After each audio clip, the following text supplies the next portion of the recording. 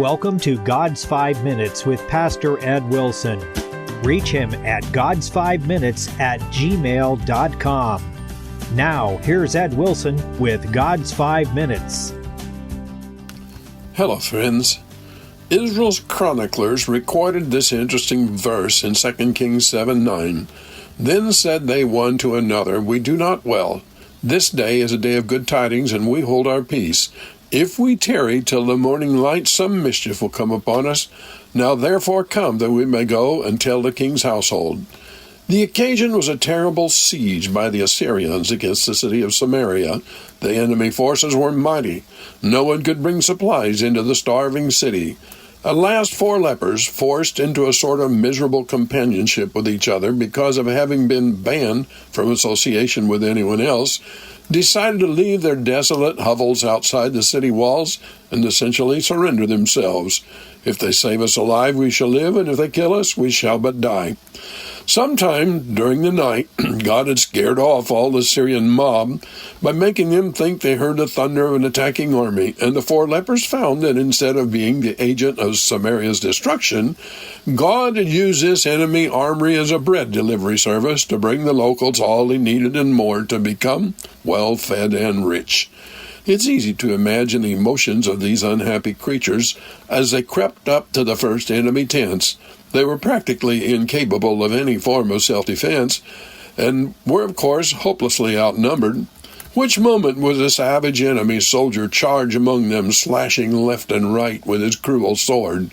Can you picture their incredulity as all lay silent, tent after tent was abandoned?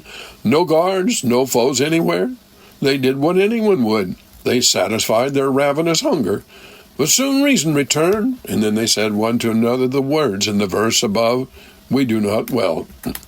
These 4 poor lepers had not had much kindness shown to them in their lives, and they might have been pardoned if in their moment of joy they had remained in the isolation to which they had been condemned by reason of their disease. But they thought instead of the wan, wasted faces in Samaria there, where there were only disgusting things to eat by man, woman, and child, as well as thinking of the king with his sackcloth beneath his royal robes. And forgetting everything but their abundance and their people's empty stomachs, they said, Thus must we not do, as a Hebrew might be translated. This is a day of good tidings, and we hold our peace, and that is a sin. And if we continue dumb, then before morning some kind of punishment will come down upon us.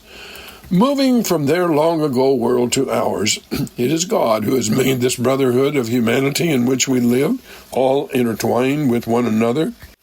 Whatever else may be the meaning of life on a planet with so many of us on it, may we not conclude a major part of our function as Christians, or even as caring human beings, is a lively concern for the welfare of those about us? Need my neighbor be emaciated to the point of death before I can see how much a helping hand could mean to him? Surely not. In fact, the Master has given to each of us precious things, peculiar advantages which, by the very fact of our having received them from Him, obligate us to use them to the benefit of others. The meaning of our being born into the brotherhood of humanity is that God's grace, in some shape or other, may leaven its way through us to all, and it is worthy of noticing that God's people are remarkable for having heard His call and have worked to feed the hungry, care for the sick, and clothe the beggar through the ages. Of course, the important gift the Church of God has to give to the world is the gospel. Nothing else can so lift the souls to the highest levels of noble character. Nothing else can so satisfy the inner need. There are many ways to impart that gift, but surely one of the most important is by people consistently living holy lives year after year. Our Master told us, Ye are the light of the world. God help us enlighten the souls about us with heaven's beautiful sunshine, in our homes, our businesses, our worship services, and in our daily prayers. Have you talked to God today? You have been listening to God's 5 Minutes with Pastor Ed Wilson. Reach him by email at godsfiveminutes@gmail.com. Tune in next time to hear more encouraging thoughts from God's Word on God's 5 Minutes with Pastor Ed Wilson.